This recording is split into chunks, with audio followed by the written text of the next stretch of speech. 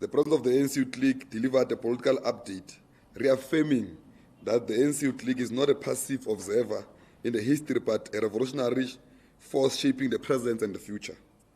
The president of the Youth League emphasized that the ANC Youth League was not formed out of convenience or chance, but out of necessity to ensure that young people are actively involved in the struggle for liberation and transformation of society. The youth have always been in the forefront of confronting oppression, injustices, inequalities, and today the responsibility continues and the legacy remains with the generations. While 1994 marked a significant democratic breakthrough, the president stressed that the true freedom remains incomplete as economic oppression continues. The structure of the apartheid-era economic exclusion have not been dismantled, and many young people remain trapped in unemployment, poverty, and lack of opportunities. The promises of democracy must be translated into economic transformation, where the country's wealth is shared amongst all, not just the privileged few. The NEC reaffirmed its commitment to economic freedom in our lifetime and the urgent need for radical transformation to break the cycle of economic marginalization. The ANC Youth League remains committed to its mission to champion wealth distribution and nationalization of key industries and the empowerment of the working class and the poor. The meeting further emphasized that the ANC Youth League must be the most radical, disciplined, and determined force in the fight for economic justice, organizing and mobilizing young people to confront the injustice in society. On financial exclusion and historic debts and student accommodation in universities and TVET colleges, the NEC expressed its deep concern about the financial exclusion of students due to historic debts, the funding and the poor accommodation conditions in higher learning institutions, and the ANC Youth League strongly believes that education must not be a privilege, but a fundamental right to be accessible to all. We demand the immediate clearance of historic students' debt, the full implementation of free education for working class and poor students. The ANC Youth League also calls for urgent intervention in the student housing, where many students continue to enjoy inhuman living conditions. Government and institutions must prioritize expanding and improving student accommodation to ensure that the learning environment is proper. Youth unemployment and national crisis. Youth unemployment remains one of the most pressing crises facing South Africa. The ANC Youth League continues to fight that the fueling of social ills such as crime, substance abuse, and poverty are as a result of that. The Youth League demands aggressive interventions and make sure that the industrialization of the economy is to create sustainable jobs, expansion of public employment programs targeted at the youth, enforcement of employment equity to ensure more young people are taken into key industries, for greater accountability for the private sector in the creation of jobs. The ANC Youth League will not remain passive while an entire generation faces an economic devastation, where we will continue to mobilize for bold policies to shift that place youth employment and economic inclusion for the youth of this country. On the budget, speech, and the VAT increases, the ANC Youth League remains deeply opposed to any increase of value-added tax, which is a problem that will affect the poor and the working class and communities. We reject any measure that places the burden of economic recovery on the shoulder of the marginalized, while corporate and wealth continues to enjoy tax breaks. The youth demands that government explore progressive taxation policies, including increasing corporate tax for multinational corporations, closing tax loopholes that allow corporations to evade their tax, expand the wealth tax on higher income earners. We will not allow an anti-poor economic policy to go unchallenged. The ANC Youth League will be at the forefront of mobilizing against any decision that depends on inequalities and economic exclusion. On the NYDA interviews and budget, the ANC Youth League acknowledges the ongoing NYDA interviews taking place this week. We extend our best wishes to all the interviewees and hope that Those selected will serve the youth with dedication, ensure that their interests and inspiration are prioritized. We emphasize that the NYDA must remain a progressive institution that truly serves the needs of young people. It must not be a mere bureaucratic structure, but an entity that effectively tackles youth unemployment and economic exclusion. We furthermore that the youth calls for a significant increase in the budget of the NYDA to ensure the implementation of large-scale programs that genuinely uplift young people. Without sufficient funding, the NYDA will remain ineffective to address youth development challenges. We will continue to advocate for a well-resourced NYDA that is able to fulfill its mandate without financial problems. The ANC Youth League does not exist to beg for reforms from capitalist system designed to keep the majority of people in poverty. We are not here to negotiate with monopoly capital. We are here to dismantle it. Our struggle is not for inclusion into an injustice system, but it is for a complete transformation.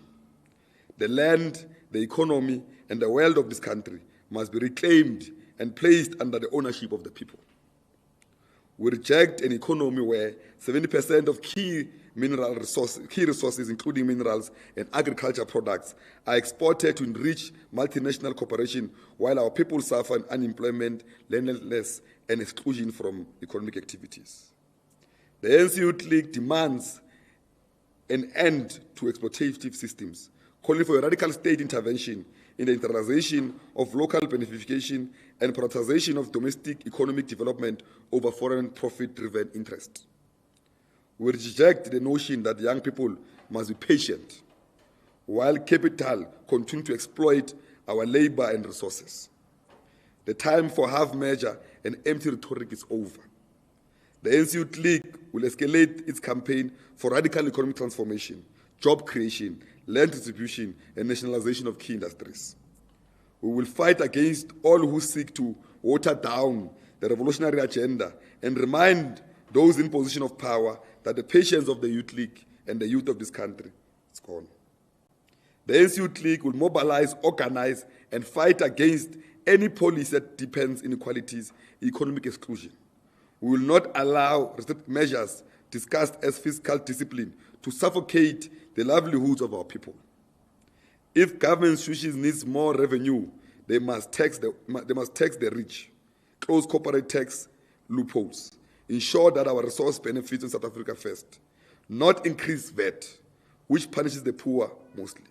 The ANC Youth League will remain at the forefront of resisting any economic policy that protects capital at the expense of the masses. Strengthening the fight capacity of the ANC Youth League through political education.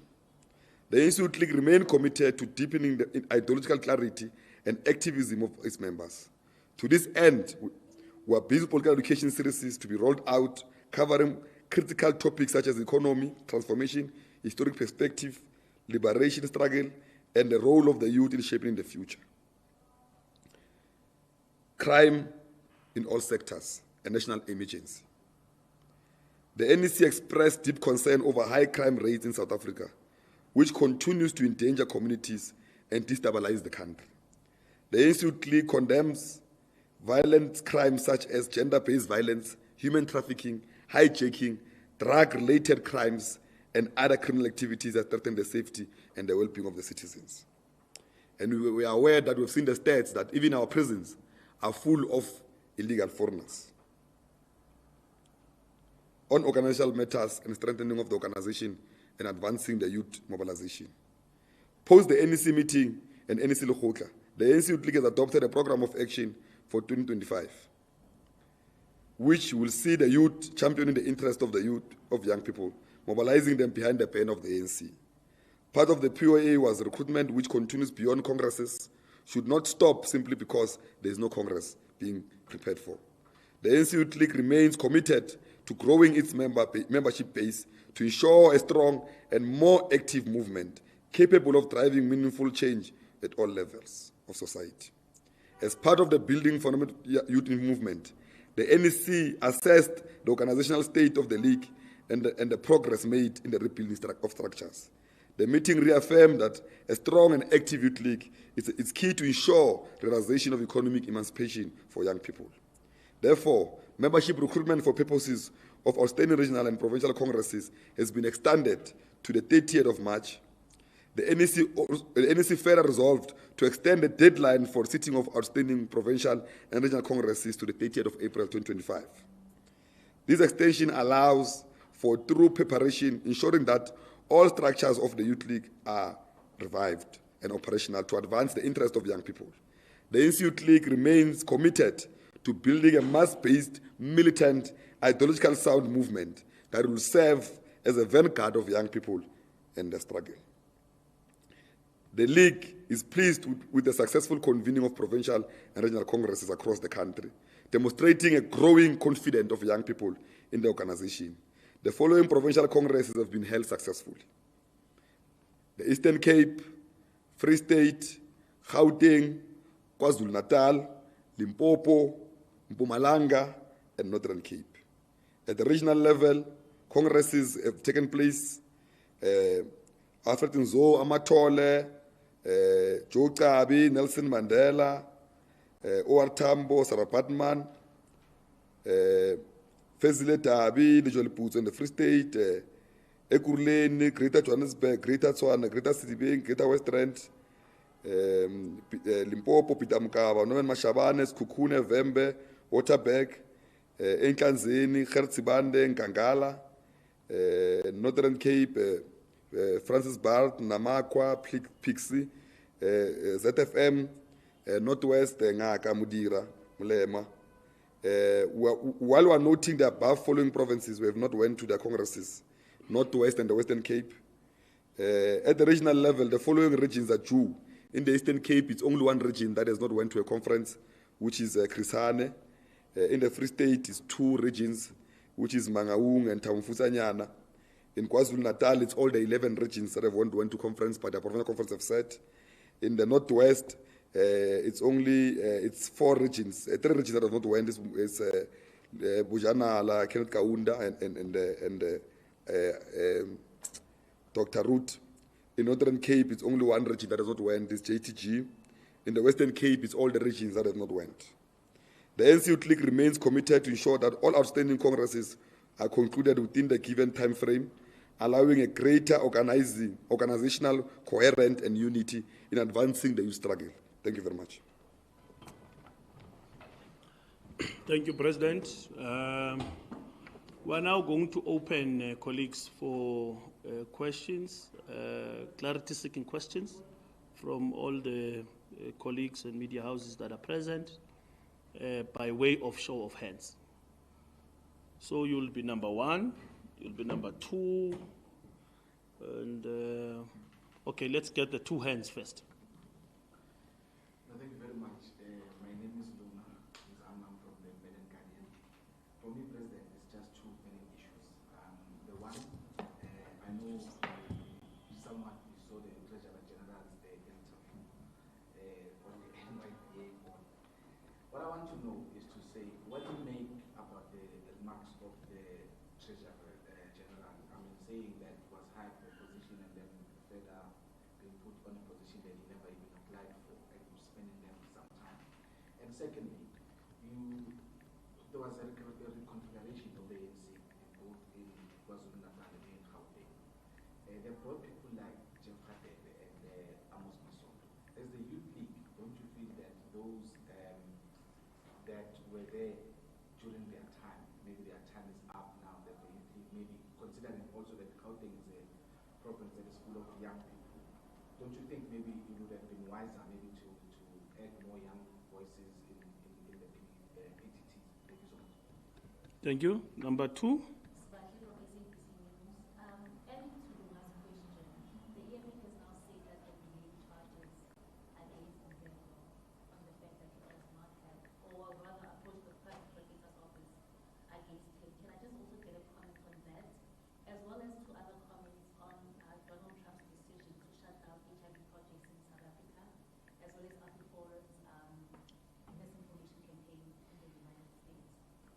Okay. Thank you very much. President? Yeah. Okay. You can still come back. Thanks, SG. I think before the Act was amended in 2021, those who have worked in political offices know that in political offices there was not even interviews or many other things. You have just been called in and be deployed in the office to assist politically. And when you arrive there, you are given different roles. Now, as well, like any other person who was deployed in any political office, they were moved around in different roles. It was out of his control. There was nothing he was going to do. The best thing that he did was to also declare it. Because normally people will not declare, will say, if I'm employed as a PA, I remain there, even when you have been moved to another responsibility. But it's also said there in the interview that he complained formally that this responsibility you have given me is not in line with what I've applied for. Now, I think on that issue, the municipality will also respond on it. Those who have been deployed in political offices, they know it's nothing new. It happens all the time of movement of people in the structure, and that is resolved. And he has declared it. Even the chair of the committee says he has declared all of those matters. Now, it's not something that was hidden. But also, an interesting matter that was done by the EFF is that those discussions, the committee says some of those things were processed in committee. Now, it was a populist stand by the EFF, but we expected them to act that way because, anyway, he's the TG of the Youth League that was interviewed. Now, it was a political opportunity for populist organizations like the EFF to play to the gallery. And it's fine, they're doing their job. They're doing what they want to get their voters for. I will act the same if I was them after losing such elections and the last elections not growing with a clear program that in 2026 there will not be EFF in this country because no one is going to vote for a populist organization like that one. They're highly rejected by everyone. They are frustrated. Now, they must do what they do best to try to survive. On the laying of charges, you know, a corrupt organization like the EFF, led by corrupt CIC, goes and lays charges to protect about something that is not there. I'm saying that leader of the EFF, even today, we still don't know how he has survived a case of money laundering, a case of corruption, a case of using a trust fund of his son, you know, a child born, given a name is named for institution that will be utilized to steal from the poor in Limpopo. Now, the EFF is the last organization to speak about corruption, but the Private Protector is a good institution. They must go there and do whatever, they must investigate, and we are clear that they'll get the right answers. But they don't have the credibility, the EFF, to be the ones that are seen to be respecting the constitution of the country or they are of high value. We know even in municipalities where they are given responsibility to govern, they've collapsed them. Now, it's a last organization to worry about them. We're not even worried about them. They must do what they do best. We'll also be on them. We know there are things very soon we'll be opening case against them also. It means the EFF and the Youth League will be busy in police stations very soon. On the issue of Donald Trump withdrawing funds, it's unfortunate, you know, because those funds, a lot of people depend on them.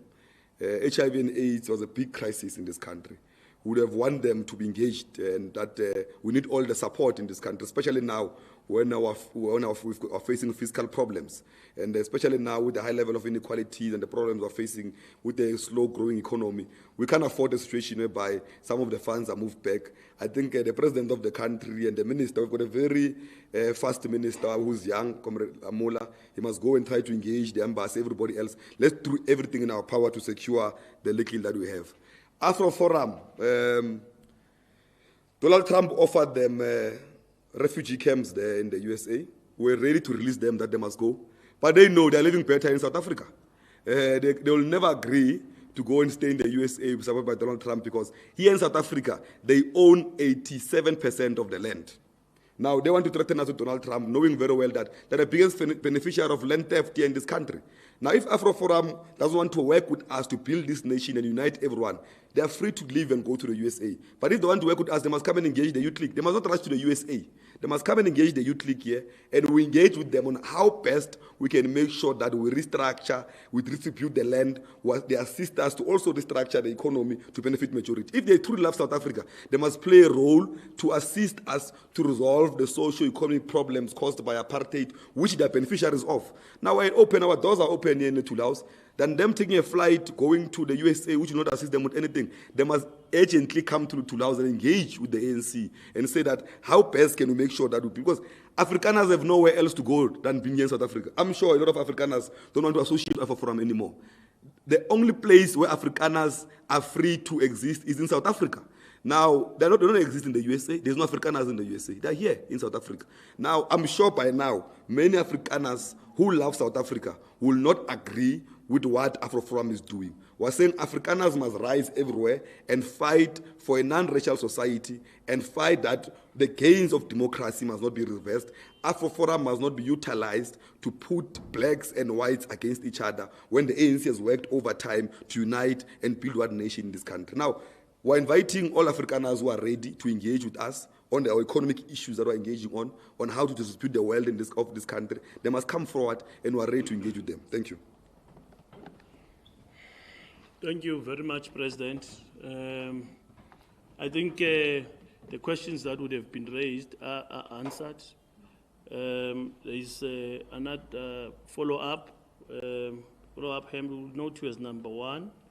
There is number 2. Yeah, okay. Let's have you. Thank you. Howard Omawolego from UFM. On the question of AfroForum, many people, lawyers, ordinary people, those who understand the law better, have said that this misinformation campaign actually constitutes a crime of treason. I regard the Youth League as somewhat of a pressure group within the liberation movement. What is your comment on the fact that the government has not done anything like pressing charges? Do you think that the ANC government, from when it took over in 1994, has been acting firmly enough against racism? Okay, noted. President, you didn't answer my question of the restructuring of the provinces. Oh. Okay. President?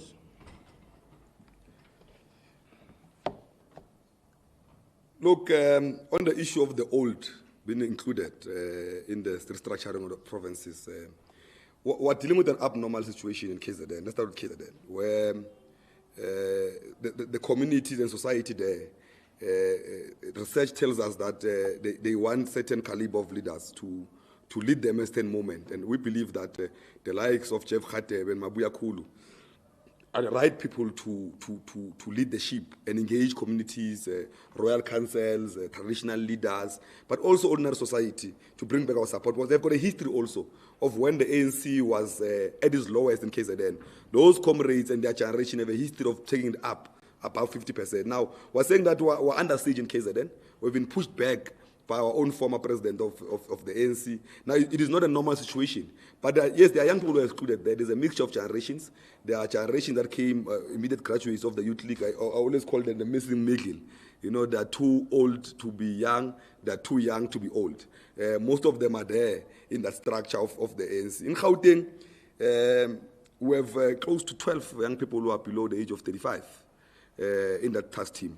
We've brought back seasoned comrades like Amos Masondo, the likes of Boho, Pupape. There's an inclusion also of a mixture of different generations also in Gauteng. It's not an easy one. The ANC has never been to have to deal with such a situation. And we're saying that we're trying all systems. We're trying to bring everyone on board. We're trying to bring those of experience, those who have been trained as organizers, to come back so that we regain the confidence of our people. Because in both the provinces and also nationally, it has proven that we've lost 60% of confidence of our people. Now we have a full responsibility to build structures that are responsive. As you can see in the Youth League, we've said in the Youth League that we don't want task teams anymore. We want constitutional structures everywhere so that they're charged up. And part of the plan why we want that conferences must end of the Youth League by end of April is because from May moving forward, we want to be focusing on doing community programs to revive the confidence of our people to go out in numbers in 2026. That when the last PC weren't pushed out on the street because we can't afford to have people who are disgruntled organized against the ANC. They've been put in because the reconfiguration of structures, it was not a process of paging comrades. It was a process of reinforcing and building a strong team to resolve all the problems we're faced with. On the opening of cases, it's a good question. Than EFF going to open the case to the Public Protector or reporting, they will rather join hands and will push pressure on the state to open a case against AfroForum. I fully agree. What AfroForum is doing it's a crisis. They want to collapse this country, utilizing all elements to destroy what South Africa has been built for, going against the unity and the principles and the values that we are doing to build this country. Now, then people focusing on other things that don't matter. We must be focusing on how do we push back elements in AfroForum who want to take us back to apartheid. Thanks. Thank you very much, President. I think everybody's question would have been answered in relation to what is going to be done. Like the President is saying, we are going to be friends of the court, if not pressing charges against the AfriForum ourselves on treason now. Then the rest of other progressive formations should be joining us in that particular call. But that's an undermine of our sovereignty as a country, as an independent nation state in Africa. We think that AfriForum is taking us back. It's going to just ignite and undermine the reconciliation project that has been done since 1994, after 350 years of colonialism and apartheid in this country. We think that they should know better that they are beneficiaries of a system that was unjust, declared in the 70s by the United Nations. I don't think that anybody anywhere else in the world should be taking AfriForum seriously after the atrocities that were committed under colonialism and apartheid from which they benefited from. Very sober, insane South Africans who are white know that this AfriForum jitter is just an element of trying to undermine a democratic elected government in South Africa by way of trying to invite other and another newly elected 47th administration in America to intervene in a sovereign country. It has never happened. That's a total treason, and it should be deregistered as a formal organization. And that's what the Youth League is going to be doing moving forward. But colleagues, thank you very much for this productive press briefing. See you again. Thank you.